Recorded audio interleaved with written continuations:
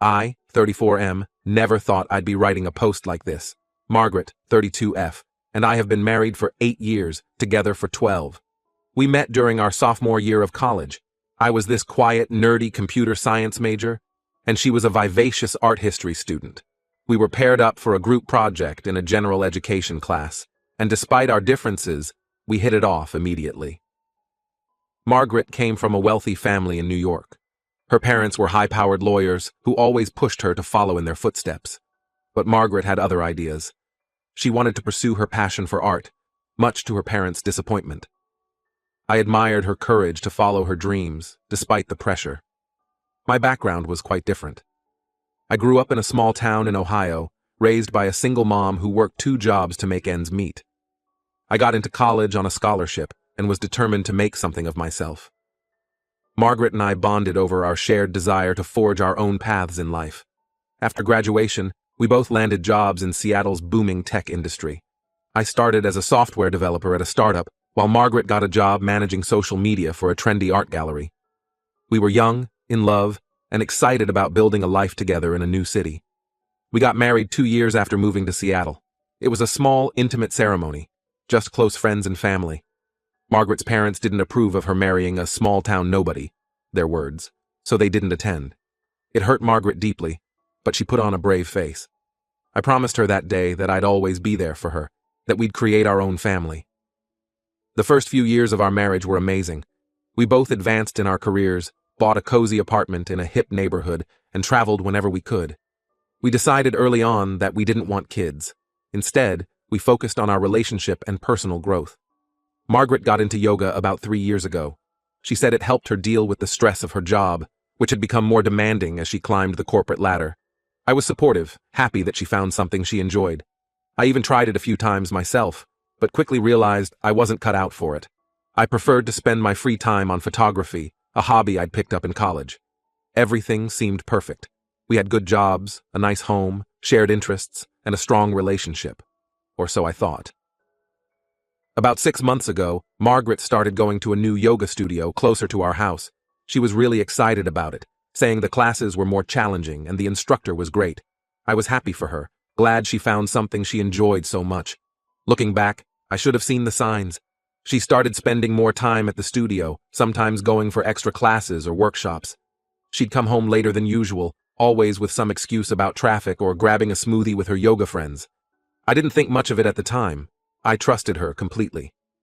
Last month, I decided to surprise Margaret by picking her up after her yoga class. I had just finished a big project at work and thought we could celebrate with a nice dinner. I got to the studio a bit early and waited in the parking lot. That's when I saw them. Margaret walked out with this young, fit guy.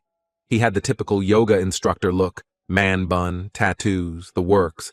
They were laughing about something, and then, right there in the parking lot, they kissed. It wasn't a friendly peck on the cheek either. It was a full-on, passionate kiss. I felt like I'd been punched in the gut. I couldn't breathe. I couldn't think. I just sat there, frozen, watching my wife of 8 years make out with some guy in a parking lot. After what felt like an eternity, they finally broke apart. Margaret got into her car and drove off, completely oblivious to my presence. I didn't confront her that night. I couldn't. I was too shocked, too hurt. I made up some excuse about working late and stayed at a hotel. The next few days were a blur. I went through the motions at work, barely able to focus on anything. At home, I tried to act normal, but I could feel the tension building. Finally, after a week of this torture, I confronted Margaret. I told her what I saw and asked her to explain. She broke down immediately, crying and begging for forgiveness. She said it was a mistake, that it didn't mean anything. She swore it was just a physical thing, that she still loved me. I asked her how long it had been going on. 6 months, she said. 6 fucking months. Half of our marriage had been a lie. I felt sick. She tried to explain, saying she felt neglected because I'd been working long hours on my latest project. She said the yoga instructor, Donald, made her feel desirable and young again. I couldn't believe what I was hearing. Had she forgotten all the times I'd supported her career, even when it meant sacrificing my own opportunities? Had she forgotten the trips we took, the life we built together? I've been staying at a friend's place for the past week, trying to figure out what to do. Margaret keeps calling and texting, begging me to come home so we can work things out. But I don't know if I can ever trust her again. The thing is, I'm not just hurt. I'm angry. I want her to feel the pain she's caused me. I want her to understand what it's like to have your world shattered in an instant. I've been thinking about ways to get back at her, to make her suffer like I'm suffering. I know it's probably not healthy, but I can't help it. I keep imagining ways to ruin her life like she's ruined mine. Maybe I could expose her affair at work. She's always been so concerned about her professional image. Or tell all our friends and family what she did. Part of me even wants to go after Donald, make him pay for messing with a married woman. I know I should probably just file for divorce and move on, but the thought of her getting away with this without any consequences makes my blood boil. I want justice, or maybe just revenge. I keep thinking about our wedding day, how happy and in love we were. I remember promising to always be there for her, to be her family. Now I feel like a fool for believing in those promises. So Reddit, what do you think? Am I crazy for wanting to get back at her? Or is it normal to feel this way after being betrayed? Any advice on how to move forward would be appreciated. I feel lost and alone, and I don't know what to do next. Edit. Thanks for all the responses. I'm reading through them and trying to process everything. To those asking why I haven't filed for divorce yet, I'm working on it. I've contacted a lawyer and I'm gathering all the necessary documents. I just need some time to get my head straight before I make any big moves. Update 1. It's been about a month since my last post, and a lot has happened. First off, I want to thank everyone for their advice and support. It really helped me get through some dark days. I decided not to go through with any elaborate revenge plans. As tempting as it was, I realized it would probably just make me feel worse in the long run. Instead, I've been focusing on taking care of myself and preparing for the divorce. I moved out of our shared apartment and found a small place of my own. It's not much, but it's mine, and it's free from all the painful memories of my life with Margaret. I've been throwing myself into work and spending more time on my photography hobby. It helps keep my mind off things. As for Margaret, she's been relentless in her attempts to reconcile. She's shown up at my workplace, sent countless messages, and even tried to get our mutual friends to intervene on her behalf. It's exhausting, to be honest. The worst part was when she showed up at my new place. I still don't know how she found out where I live. She was crying, saying she'd do anything to make it work. She even suggested couples therapy. I told her it was too late for that and asked her to leave. She refused, so I had to threaten to call the police before she finally left. I've started the divorce proceedings. My lawyer says it should be relatively straightforward since we don't have kids or many shared assets. Still, it's a painful process, dismantling the life we built together. One thing that's been particularly difficult is dealing with our friends and family. Most of them didn't know about the affair, and Margaret had been spinning a story about us, just going through a rough patch. I finally decided to set the record straight. I didn't go into all the sordid details, but I made it clear that Margaret had been unfaithful, and that our marriage was over because of her actions. The reactions have been mixed. Some friends have been incredibly supportive, offering help and a listening ear. Others seem uncomfortable with the whole situation and have distanced themselves. Margaret's family, unsurprisingly, has taken her side and has been quite hostile towards me. Her father even called to berate me for throwing away a good thing. It was all I could do not to laugh bitterly at the irony. My mom has been my rock through all of this. She flew out from Ohio to stay with me for a week, helping me get settled into my new place and just being there for me.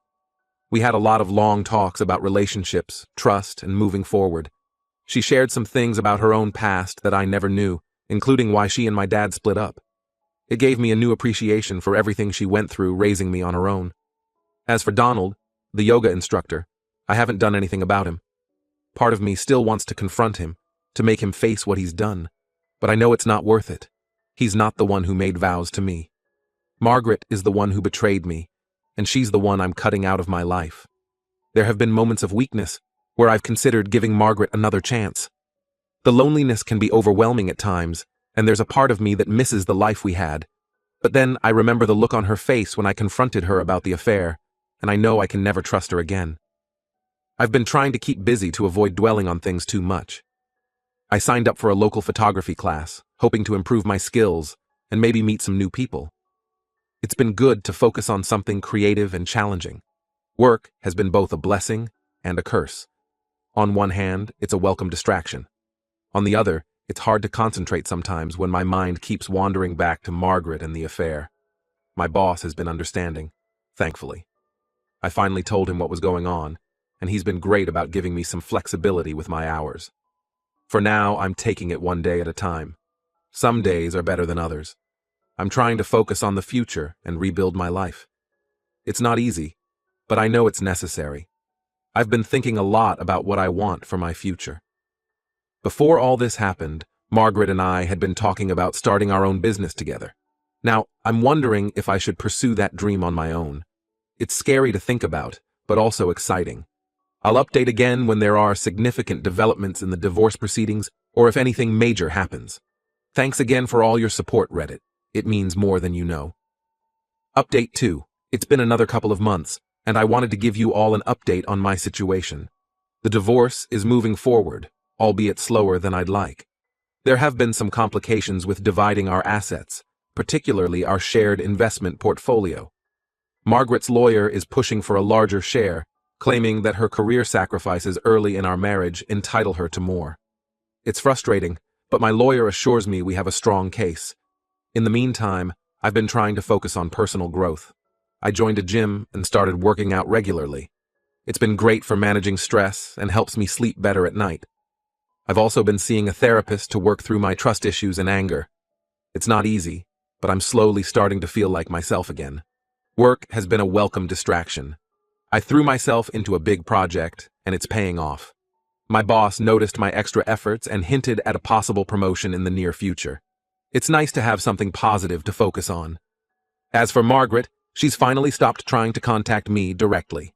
However, she's now using our mutual friends as intermediaries. It's put some of our friendships in an awkward position.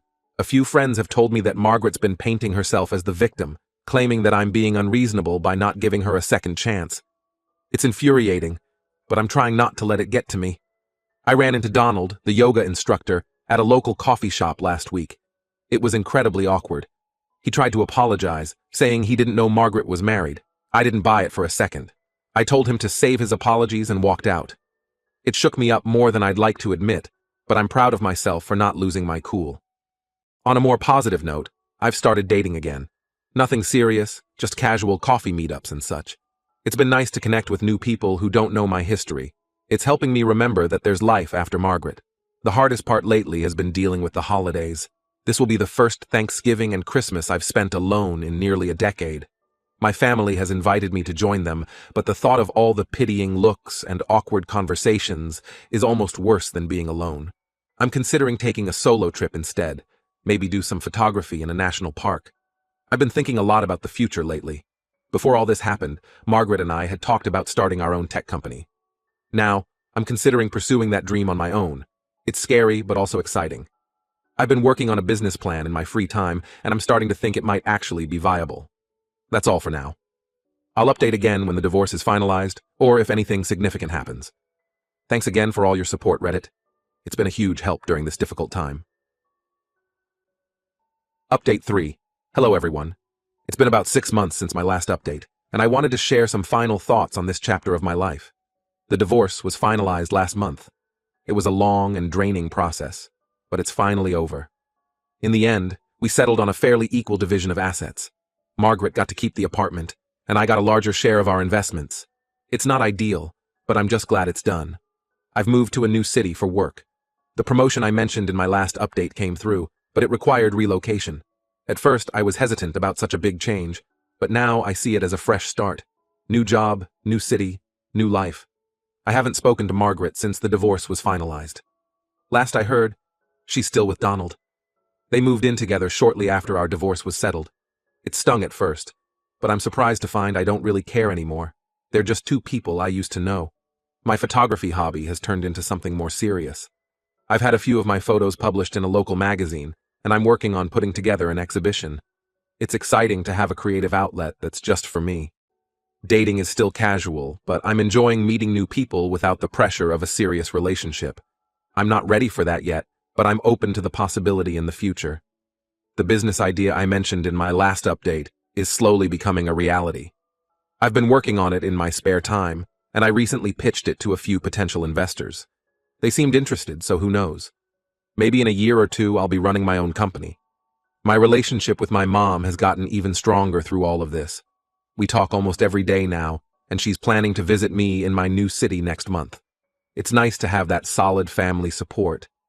I still have moments where I think about Margaret and our life together. Sometimes I miss the good times we had. But then I remember the betrayal, the lies, and I know I made the right decision. I'm building a new life now, one that's entirely my own. To anyone going through something similar, hang in there. It gets better. Focus on yourself, surround yourself with supportive people, and don't be afraid to ask for help when you need it. This will be my final update on this situation. Thank you all for your support and advice throughout this journey. It's meant more than you know.